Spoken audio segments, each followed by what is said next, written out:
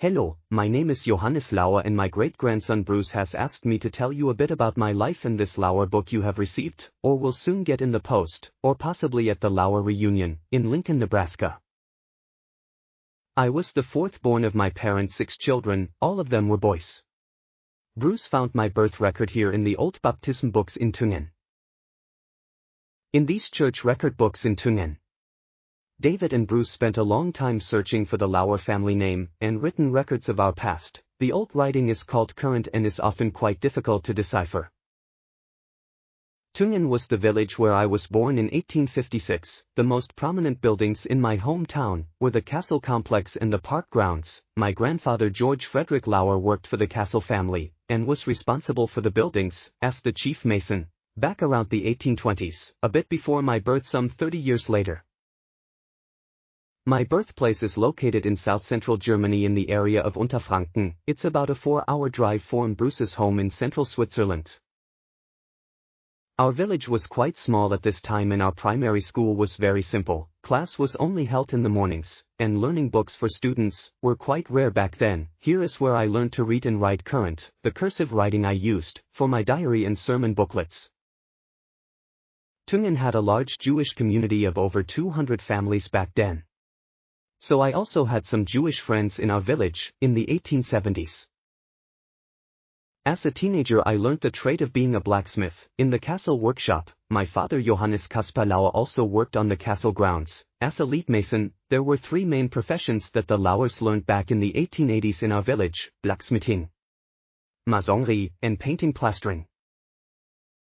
At 20 years of age, I had to enter the Baverian Army. This is a copy of my military service pass. Many of my village friends were also in the army. Due to my military training, I traveled often and saw some of the nearby cities. The small city of Cannstatt was often where we needed to gather as soldiers. The new steam train service enabled us to travel east and west of our village. As a soldier, we had free rides on the train. My mother Anna Rosina passed on when I was only 6 years old. I lived with an aunt of ours in the village. 10 years later my father Johannes Lauer also died, so all of my Lauer brothers were seldom together. That is probably why most all of us left the village of Thüngen by the late 19th century.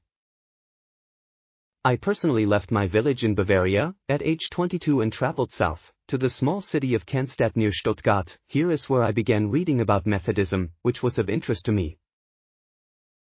Methodism and 2 books about theology and history became important in my life. I began to see my purpose as a Methodist preacher, and I began to study and write a personal diary. Later I also began my sermon booklets. I called them Aufsätze, which means essays. In my diary, I spent hours contemplating which path God wished me to follow. I was very certain about Methodism, but that decision was hard in Germany because there was only a very small group of followers. I spent the next 2 years traveling as a Methodist preacher in some smaller villages near Stuttgart. We often prayed together, and were only small Bible study groups in some neighbor's home. Methodism was repressed as a religion at this time in Germany. In the small town of Echterdingen is where I met my later wife. Eva C. At a Bible group meeting, she seemed very determined, strong and self-secure. I admired her boldness and character, and she was also very pretty. About 18 months later, in January of 1886, we were married in Eva's home village of Feldstetten, in this church called St. Gallus. This is where we received the Lauer family Bible from my father-in-law, Johann Georg C., who was very influential in the small village.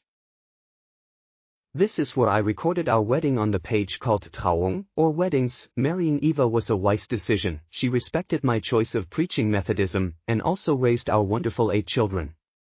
I often prayed for my wife, because without her, I could not pursue my preaching.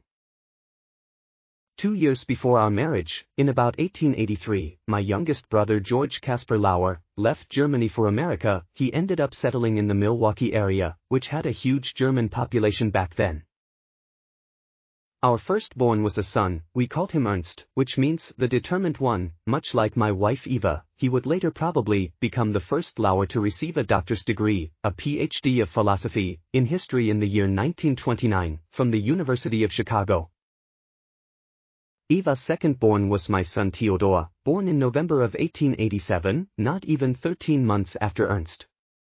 He would later learn the blacksmith trade as I had done, and also become a Methodist preacher in Nebraska in 1919, after going back to study theology at Central Wesleyan College. My first few years as a Methodist preacher in Germany near Stuttgart were quite frustrating. Our groups of worshippers were very small and there were very few churches. We often had services in someone's home. My brother often wrote to me from Milwaukee. In 1888, he had a family and already 4 children. He encouraged us to leave Germany.